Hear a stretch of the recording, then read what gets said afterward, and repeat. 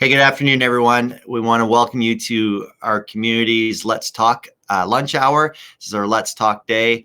And we're doing this really in alignment with the Bell Let's Talk, the idea of focusing on mental health and taking some time to give you some resources to help you out.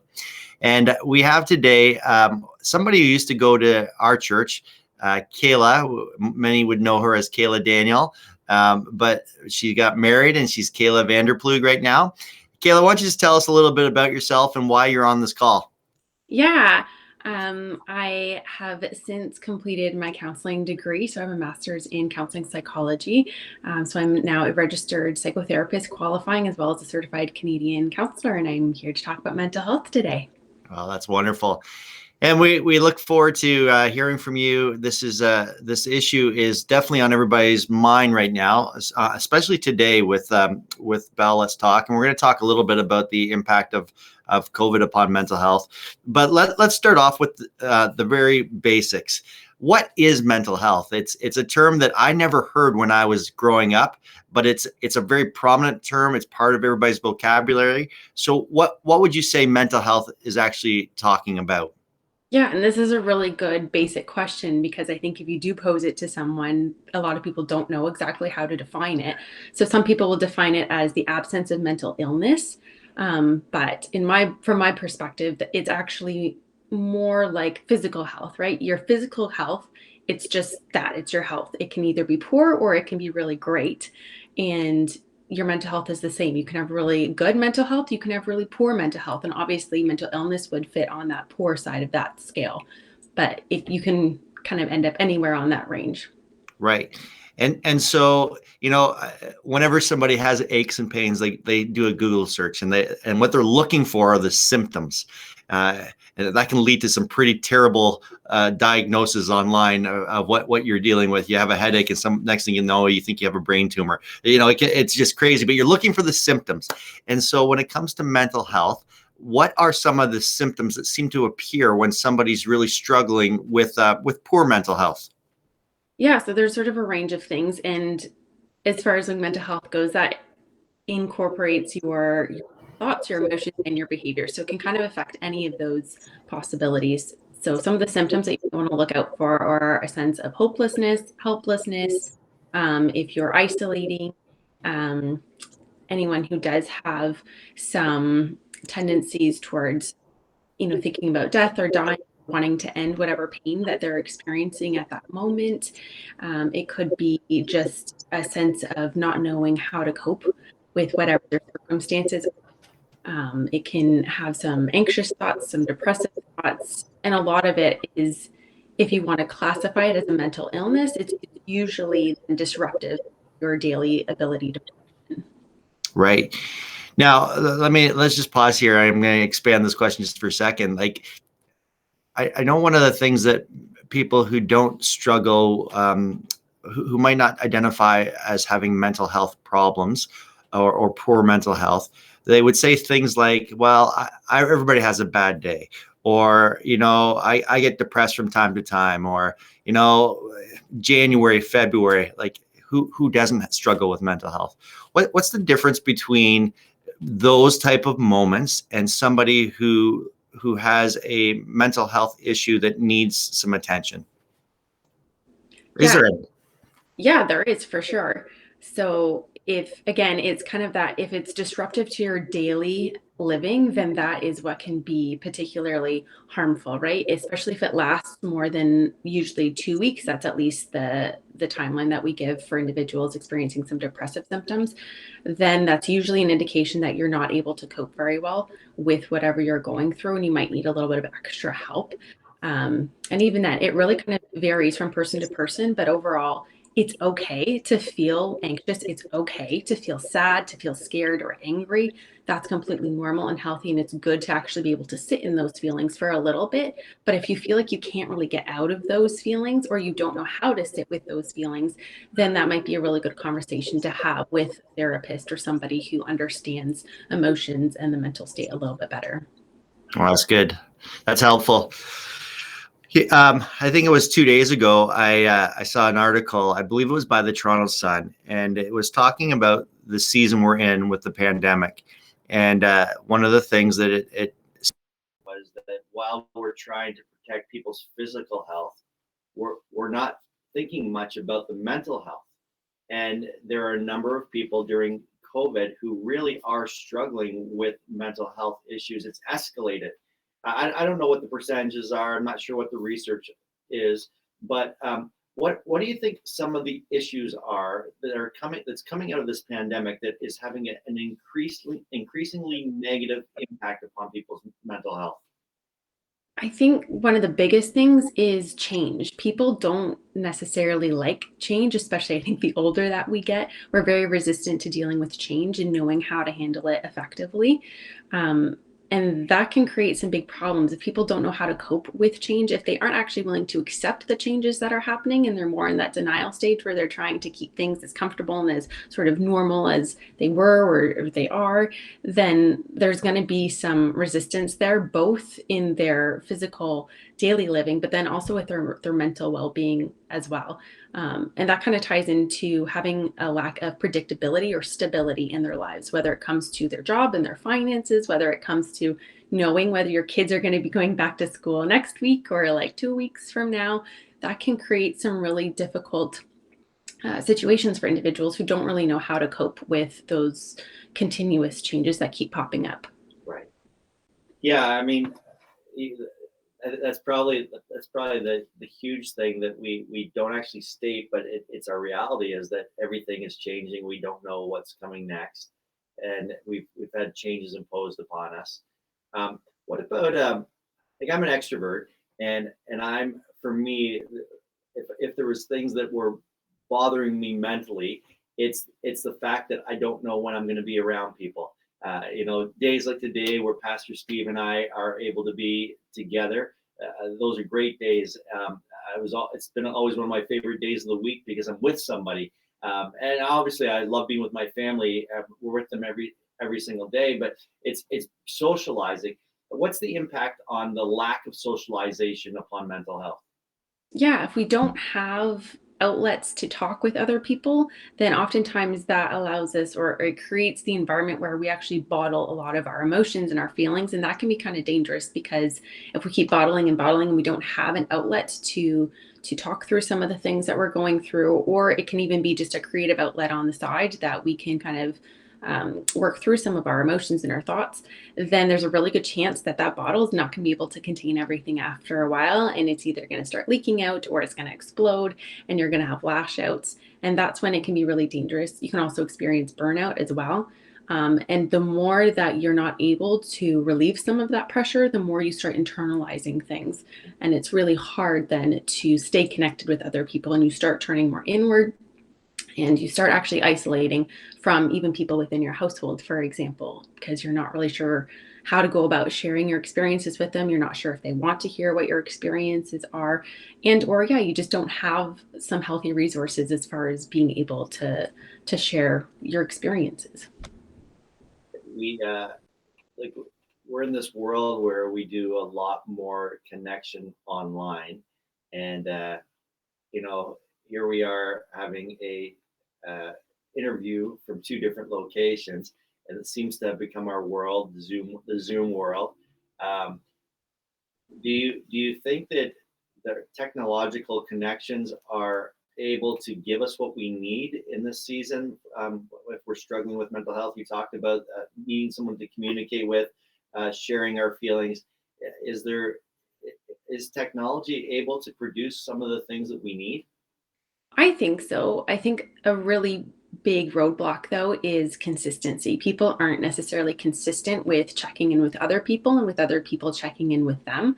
And that can create a lot of difficulty. So I know, especially for males, they tend to congregate around shared activities, right? Even couples, they often you gather around shared activities, right? If you don't have that soccer game that you go to where you meet all your buddies and you just, you have some chit chat before the game or going to church and seeing people afterwards and just saying a quick hello, checking in.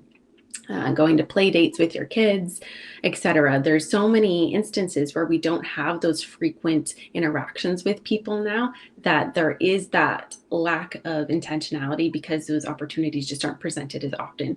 But I think if we are more intentional with connecting with other people that we find a value in our lives, and people we want to pour into as well, then there is the possibility, at least, for technology to connect us in meaningful ways. It is hard because obviously you can't have that physical interaction. You can't give somebody a hug or let them cry on your shoulder if you need to, give them a pat on the back, that sort of thing. And that can be really difficult. And I know even in school systems right now, they're telling kids to kind of keep their hands to themselves. Teachers aren't able to accommodate a child if they are upset. They're not able to just go in and give them a hug as often as perhaps they would have before. And that's really hard because we're wired to be connected with one another, and we all both receive and express love in different ways, right? So is it possible to connect with people through technology? Yes. But it probably does require a bit more effort if we want to make it meaningful and we want to feel as if we get some sort of value out of it. That's good. So tell me, what can people in this pandemic, what can they do to improve their mental health?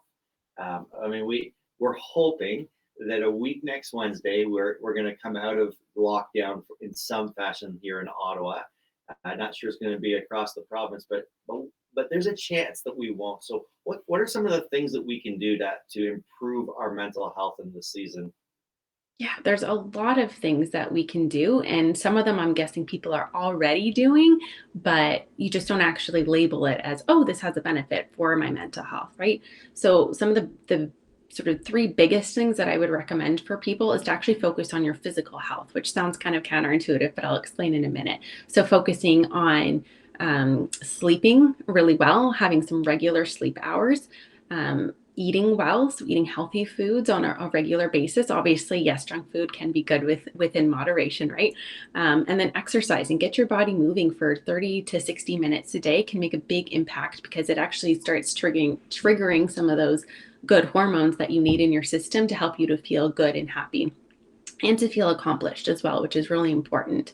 And if our physical health is out of whack, then our mental health is also going to be suffering. So if we can focus on the basics of starting off with those three basic things, and I'll admit, like for some people, it is really hard to kind of get all of those three things nailed down every single day. But again, it's if the effort's there, right? And then beyond that, if you feel like you have a good handle on your physical well-being, then it's looking at your mental health and focusing on things like having regular, meaningful social interactions, focusing on what you can control versus what you can't, because that's really big in this season where there's a lot of things that are not in our control right now. We don't have a say over when people are going to be going back to work, when business is open. We don't know how long we're going to be asked to be staying at home.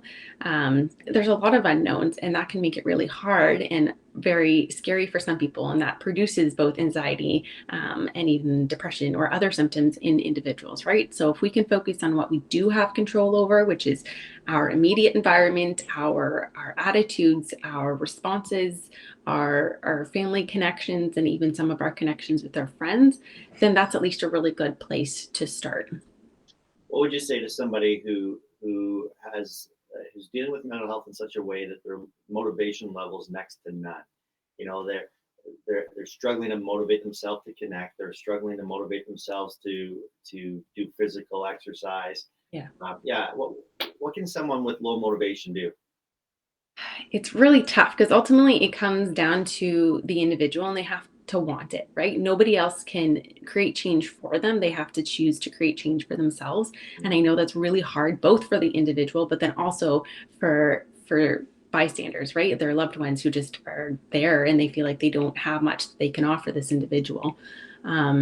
So it can even just be with really little things, is like adjust your expectations, right? And start really small and say, okay, I'm going to give my list of three really basic tasks that I would like to accomplish today. But even if I just accomplish two of them, I'll be happy. And it can be something as simple as, I'm going to shower today, I'm going to eat two meals, and I'm going to go outside for 5 minutes. And if you accomplish two of those, then it's a good day. So it's readjusting your expectations to make it a lot more manageable for where the person's at. Yeah, I like that a lot. That's really good. And I like what you just said about, give yourself a list of three and you only meet two. Uh, some might get focused. I failed that I've only done two, but you've achieved two things, Right. and it's the continual reinforcement of the positives. That's got to be key to this. Yeah, because you can even, taking a step farther and say, okay, where would I like to be ideally? What is my ideal picture of my life? And then you can kind of create that lofty goal and you can place it in your future. But obviously, if you have that expectation of, okay, well, I want that, but I'm over here starting at the starting line. I have no idea how to get there. That seems way too difficult, way too far. So it's breaking it down, right? And if you need to, like, start at that ideal and then work your way backwards to create really manageable steps for yourself. And I know that there's even tools like SMART goals where it's specific, measurable, achievable, realistic, and time specific, right? So if you can create some of those smaller goals for yourself, then start with that. And for some people, that's going to be intimidating in and of itself, and that's okay. If that means asking somebody to do it alongside with you or to keep yourself accountable, letting somebody else know, and let people know what you need in the meantime, then that can be really helpful, especially, and maybe that person isn't necessarily a family member. Maybe that is a therapist, or maybe that is somebody else who has gone through something similar to you, so that there is some level of understanding and empathy that can go along with your journey. Yeah, that's good. I just saw just the chat in the chat. One of our viewers just mentioned about starting small with your goals, and the individual said, go for a walk around the block, and then go a little bit further the next time. And I love that. I love, like, don't go, hey, I'm going to do 5 kilometers a day. Hey, let's just get around the block once, right, and start improving. Right. Good. So yeah. Because even if you wanted to like run a marathon, like a 10K, you're not just going to go buy some running shoes and just go for a 10K run. Like, yeah, you start small, right? And it's about remembering that even life in general, it's not a sprint. It is more of a marathon, and you got to pace yourself, right? Yeah, that's good. I'm going to just interject before we go to our next question. I've been listening to an Audible book called Mindsets by I think it's Carolyn Dweck, and she talks about this idea of having a fixed mindset and a growth mindset. Fixed mindset means that you kind of look at the cards that you've been dealt and go, well, that's it. The growth mindset is continuously understanding that you can get to the next spot. And I think every one of us, whether we have good mental health or we're struggling in this area, need to realize that where we're at doesn't need to be where we will stay forever. That's not, we haven't been given the cards that are ours forever. We can keep growing, even if it's just in small incremental steps. That direction forward or towards something healthier is always available for people, and that's a mindset that each of us has to change. Yeah, it's definitely about progress over perfection, right? Exactly. So listen, there are those who are watching today who have struggled with mental health or are struggling, but those who maybe aren't, we all know somebody who is struggling. So tell me, what can family and friends do to help and support those around us who are struggling with mental health? A really good tool is to kind of place yourself in their shoes as best as possible. And I know that's really hard if you haven't walked a mile in their shoes before, you haven't experienced some of their symptoms personally. But then it's inviting them to share with you and saying, okay, I don't fully understand what you're going through, but I want to help me to understand. What do I need to know about what you're experiencing? And actually having an honest conversation with them and not bringing judgment to the conversation, not bringing any sort of solutions per se to the conversation, which can be really hard for some loved ones, and I know. But you're just there and you're saying, well, tell me what's your experience right now, and that's what we call holding space, right? You keep the conversation on them. You don't make it about yourself. Say, oh yeah, I remember when I was a teenager, this happened to me, and yada yada, right? Because then it takes the focus off of them and it diminishes their pain and their struggles, right? So keep the conversation on them for a little bit. And then a really, really good question, and you can sort of use a variety of this question in different ways, but you can ask, say, what's one thing that you can do for yourself today that would help you feel a little bit better? or it might even be you offering and saying, what's one thing that I can do for you today or this week that would help you feel a little bit better? And it might be something like driving them to go get groceries, or it might be helping them to look up some resources online. It can be just sitting beside them and watching TV because that's all that they can really handle right now. But they also don't want to be alone, but they also don't want to talk about all the things that are bothering them because that's really overwhelming.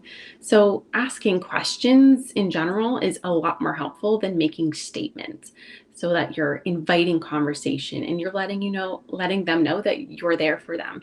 And part of that then comes back to what we talked about earlier and about being consistent and offering regular check-ins. Because if you just do it once in a blue moon, then they're not really going to know whether or not you are sincere in your efforts and if you're actually there for them. And likewise, if you've never followed this line of questioning before, then it's about being consistent then and coming back on a regular basis with that same type of question where you're seeking to understand and you're seeking to be a better support for them. Because if you haven't done that before, then again, they're probably not going to be open to it right away. It's probably going to take a couple of times before they realize that you were sincere and it wasn't just some fluke that you asked this question in this really generous, sincere way, right? So it definitely takes some patience, some practice, and some persistence. Yeah, that's good. One of the things that I've noticed with your response to that question is that the initiative has to come from the family or the friend.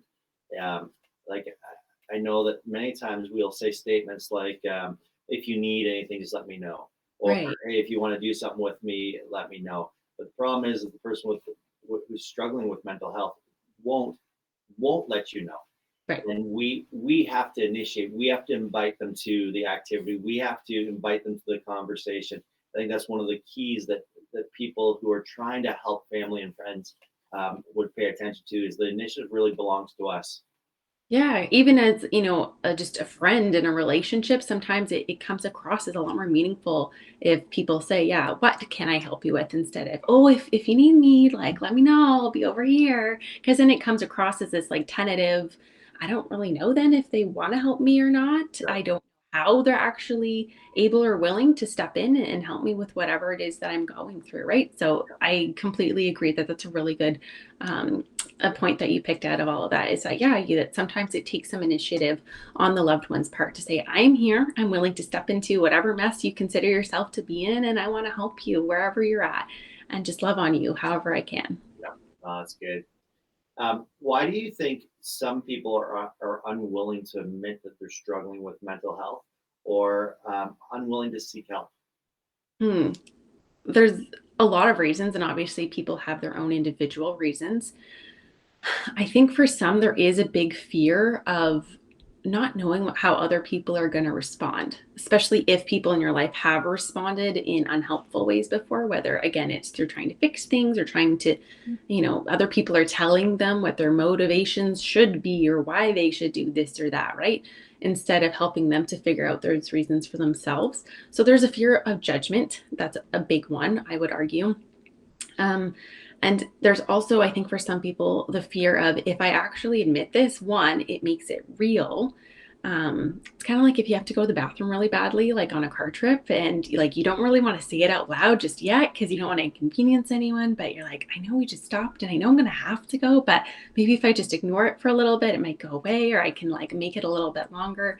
And then once you actually say it out loud, like, okay, guys, I'm actually gonna have to go to the bathroom at some point in the near future, then I don't know, like I know for me at least, then it's like, okay, now I actually do have to go, right? So it might be sort of that same analogy. It's a weird analogy, I know, but Well, that's good. sort of the same idea, right? It makes it a lot more real.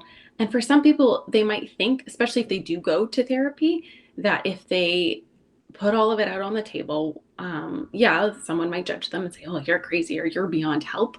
But if somebody actually does say something along those lines, then they might think, oh gosh, like this is it. This is who I am. This is where I have to live with. I have to suffer with all of this. And if that's, living in misery is not something that any of us want. And therefore, it doesn't offer a sense of positivity or hope for the future, right? So I think some people are scared that there is no hope. And in reality, I would argue that there's almost always something that you can do to help yourself. And obviously that looks different for different people, and it probably will take a couple different tries to figure out what's going to work for you and for your specific situation, right? But if you can have some understanding people in your life, again, whether that is loved ones, whether it's friends, whether it's a therapist, a pastor, whoever it might be, then that can actually bring about a lot of healing and allow them to feel like they can be more vulnerable. When it comes to actually seeking professional help, I know money is a really big obstacle for some people. And there's actually some really great resources out there that I don't necessarily know if people are aware of.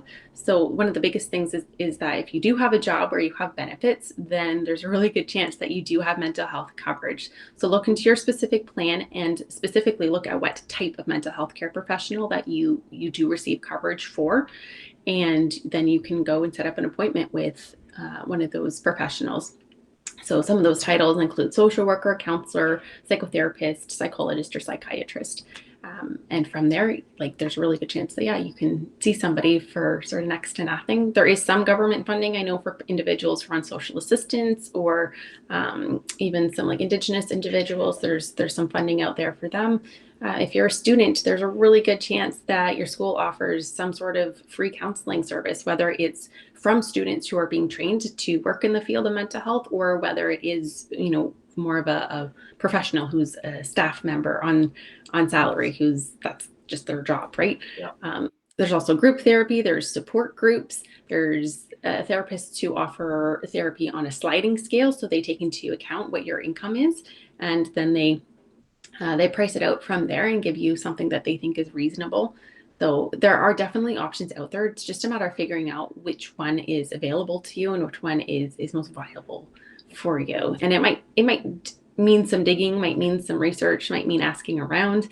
And it might even mean interviewing some therapists ahead of time, or doing your research about the different therapists that you're interested in to try and find a good fit, because sometimes one therapist may not groove as well with you as another therapist, and that is also really important, to have good rapport with whichever therapist you end up settling with. That's good. And so let me ask you this: when does a person shift from relying on their family and friends for the conversations to actually seeking some professional help to get into a healthier place? Again, it depends on the individual, but one of the big indicators is, so there's different stages of change. So oftentimes, from what I'm hearing you say, the person might be in a pre-contemplative stage where they're just kind of living day to day. They aren't thinking a whole lot about creating change. They're just trying to survive, really. And then once they move into that next phase, which would be the contemplative phase, then they're actually starting to think about, okay, maybe I do want something different from life. Maybe I do have it in me to have a conversation or to try something really small that would be different, like setting some really small goals. So once people are actually at the stage where they're able and they're willing to put in some time and some effort and some resources into helping themselves, that's a really good time to start therapy and to have a therapist come alongside you and to walk with you along that journey, help you to create some of those small goals, and get you kind of realigned with the life that you actually want to live. That's good. And sometimes it's not even like, I know some people are afraid to have to discuss, and they don't want to sit in a room and just have a conversation. But sometimes it's actually a physical condition. It can be an imbalance chemically. Sometimes medication can bring about the balances within someone's equilibrium. I think that's the right phraseology. My wife's the nurse, I'm the pastor, right? But it's not just counseling. Sometimes a physician can help provide some medication that will help you also. Yeah, there's all kinds of professionals out there that can offer help that will impact your mental health, right? Like, if yeah, going to a doctor is a really good place to start if you think there might be some sort of chemical imbalance or some physical ailment that is affecting your mental health, because people who are sick, especially chronic illness, it's going to affect your mental health, and it sucks and it's really hard. So if you can get some of those things addressed, then your mental health may automatically improve. But even then, you can kind of bring therapy into that if you want, Yeah. and you kind of walk that journey together. And then, yeah, there's also like chiropractors, massage therapists, like, especially if you, for example, you were in a car accident and your back's really sore all the time, that's going to affect your mental health in the sense that it may not allow you to do some of the things that you used to do. But if you're addressing those physical issues, then yes, it's going to improve your mental health. That's good. So listen, I want to ask you one last question. Sure. Over the years, when people have struggled with mental health, as Christians, there have been individuals who've said things like, well, obviously there's sin in your life, or are you doing your devotions? Or you just need to pray harder, or you don't have enough faith to break out of this. Any of those things may have an element of truth to them. But we've actually, I think we've come to a place of understanding that just like our bodies are could be physically sick or could strain something playing sports and need a physician's help, that doesn't mean that I have sin or that there's some spiritual problem. And so I really appreciate the place we are at in Christianity today, where we recognize that God's given us counselors and therapists and the professional in the field of psychology, all that. But there are some Christian tools that we can use, and so I don't want to negate that. I don't want to just simply move to the psychological side and the practical side, but there are some spiritual tools that we can use. And so let me ask you about that. What are some things that as a Christian counselor you would share to an open person who's asking about that? Yeah, I think what you're saying is very wise, right? I think that in previous centuries, even, there was sort of a divorce that happened between science and evidence-based practices and spirituality. And that's not really fair in a sense, because God created both science and he created, the spiritual aspect of our beings. So when we can actually bring those two things together, I think there is potential for tremendous growth and healing that can happen. So to answer your question, I think, the Bible and just going straight to the source and getting to know God and who he is, whether it's through the Bible or through, there's numerous ways to do it. That is going to allow people to have a really good foundation for their belief, for their understanding of who God created them to be, what he says about mental health, as well as just how to live on a daily basis, right? He teaches us to be kind and loving and all those things. And beyond that, if you have that understanding to ground you, then anything else that comes your way, whether it's other resources you look at or other people in your lives, you have something that you can use to discern those other tools with, right? It's a filter that you can use. Yeah. I also really strongly believe in mentorship. I think there is a really big need for more strong believing mentors within the church, and I mean really outside of the church as well, to have people come alongside of us who are more mature in their faith. Doesn't necessarily mean they have to be older than us. Often they are, that come alongside us and meet us where we're at and help us out with whatever it is that we're going through in life, whether it's marital struggles, whether it's parenting questions, whether it's moving on to the retirement stage of life, or having an empty nest, or enduring an injury. There's so many different things that we all experience in our lives. We all experience hardships of some kind.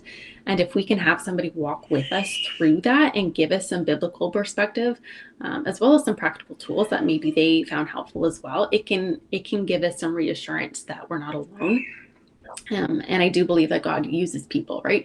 So he can definitely use some people in our lives if we're open and willing to listening to what they have to say. And even then, pick your people wisely, because some people definitely have better wisdom than others. So yeah, those are some really good resources. And then obviously there's things like books and podcasts and music. There are so many of them out there. Again, make sure you're using your discernment. I would personally suggest, if you're going to read a self-helpy type of book, then to read one that is actually written by a professional, somebody who has the education and the experience to back whatever it is that they're writing. And that's not to negate that people's experiences and that type of writing or resources, has no value. It definitely can.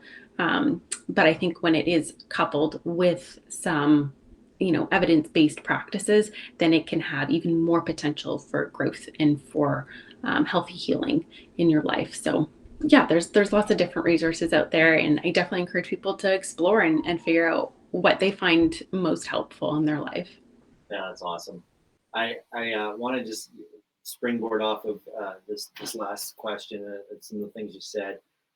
One of the things that I love about the Hebrew mindset, if we're looking at it from a Christian perspective, is the Hebrew perspective of the human was holistic, and so there was the spiritual side, the physical side, the mental side, and I think sometimes with mental health, some people will only land in one camp. They'll only think about the spiritual, and they'll just pray about it, or they'll only think about the mental and psychological side of it, and they'll just go, we just need a professional. And then there's those that say, hey, just be active. And I think we have to incorporate all three, and we need to grab the tools of all three, our physical, our mental, and our spiritual, pulling those three together, using resources from the three, because we are a holistic being. And if I have a pain in my arm that's constantly there, it's going to affect me mentally. It may even, it may even affect me spiritually, and we don't realize how all three are interact together. And so, the tools that you've shared are really good. Kayla, one last question, and then we're going to close this up. And I so appreciate you being with us today. But is there anything else that you would say? This is Bell's Let's Talk, and so we're doing this Let's Talk Day. We're gonna do this more regularly through the year. But as both a Christian and as a professional counselor, for those who are struggling, is there one last thing that you might want to just leave people with? And maybe it's even highlighting something you've already said. There's, I think a really big thing that people can work on right now in the season of unpredictability is to learn how to be more resilient. And that's going to look, slightly different for different people, but sort of the basics is having really good coping strategies when you are met with challenges, when you are faced with changes, because they're going to come. And if we can be better prepared for them, we know how to respond to them instead of merely reacting to them. There's a lot of wisdom that can come from that. And that can include things like learning how to be more emotionally mature, having better self-awareness, actually putting time and effort into your overall well-being. I mean, physical, but then even mental. So taking time to get to know yourself. And that's going to look a little different, again, for different people. And you can do that in all sorts of ways. Obviously, yes, therapy is one way. But even if you just want to sit down and journal for a few minutes every day, or you want to incorporate some good practices like gratitude, for example, it has amazing benefits. And that is both evidence-based and that is biblically based, which I think is really cool when those two things align, because they often do. So just find some ways to grow your sense of resiliency to the world around you. And part of that is also just allowing yourself to feel what you feel. And then finding ways to not get stuck there as well. When hardships come, it's like, it sucks. And being able to admit that it sucks. And I'm scared because I don't know what's going to happen next. Or I'm really sad because my expectations weren't met. Or I'm angry because somebody said something or didn't do something and that I wanted them to. That's okay to actually say those things out loud. And then from there, you can learn and you can grow, because there's always a good chance that in any situation, there are things that we can learn and grow from. And I think that God puts us in hardship sometimes, or allows them to happen, or however you want to phrase it, so that we can grow. We can grow closer to Him. We can grow more mature in and of ourselves. And from there, we can actually learn to be more content in our lives. I had this sort of epiphany the other day where I realized that people who are quote unquote from the world and aren't necessarily believers, they often do live life more on a self-serving basis. They just kind of go day to day and do what they want to do, which in theory sounds really lovely. However, it brings short-term enjoyment, but it doesn't necessarily bring long-term growth or gain. Whereas if we align ourselves with Christ, then we are rooting ourselves in some patterns that might be a little bit harder to establish in the short term, but then long term, we're going to be much more content with ourselves because we have a really good foundation underneath us that can carry us through all the ups and downs of life. So sense of resiliency is definitely something to work on. That's wonderful. Well, Kayla, first of all, I want to thank you for joining us. Of course. We sure appreciate all that you've shared with us, and I've been kind of just keep my eye on the chat menu of our viewing today, and all kinds of positive comments. Those of you who are watching, I do want to share just a couple of things. if you are interested in helping somebody else with their mental health, getting some professional help, we're inviting you to help us increase our counseling budget here at Community. We have a certain amount set aside. We've budgeted for about $1,000 based upon what we've used in past years. We'd love to be able to triple that today. And all you need to do is simply go to our website, cpcorleans.ca. Go to the Give tab, and you can give and just put in the description that it's going towards counseling. And we'll use those dollars to help subsidize people who are struggling with mental health.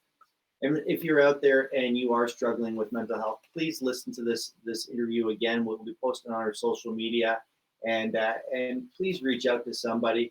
Have somebody in your life who can walk the journey, begin the conversation, and walk you towards a better future, a better day. I'm not even sure what it is that you might be even looking for, but I do want to just hang my hat on what Kayla said at the end there. This idea of resilience, that where you're at today doesn't need to be tomorrow, and just pushing through. And you can do that with somebody else. And so I'd encourage you, find somebody to talk to today. And as we close, I want to take a moment just to pray for everyone, and then we'll dismiss. So Jesus, thank you so much for this opportunity to just talk about something that I know matters to you. And I thank you so much for Kayla and the insights and the wisdom that she has given us today on this issue. I pray that you would be with my friends today who are struggling with mental health. I pray that you would help bring the right tools into their hands. You would help them to find the right people to talk to, and that there would be this courage to seek help, Lord. You would build resilience, and that you would help them to express gratitude on a daily basis. Some of the things we talked about today. I also pray that you'd be with my friends who have family and friends that may be struggling. Help us to show the initiative. Help us to have wisdom and seek to learn more so that we might help others out. Lord, I just pray, be with each person now. We ask in Jesus' name. Amen. Friends, thanks for joining us today on Let's Talk, and we hope that you would pass this information or this interview on to somebody else that might be served by it. Thanks so much, everyone. Have a great day.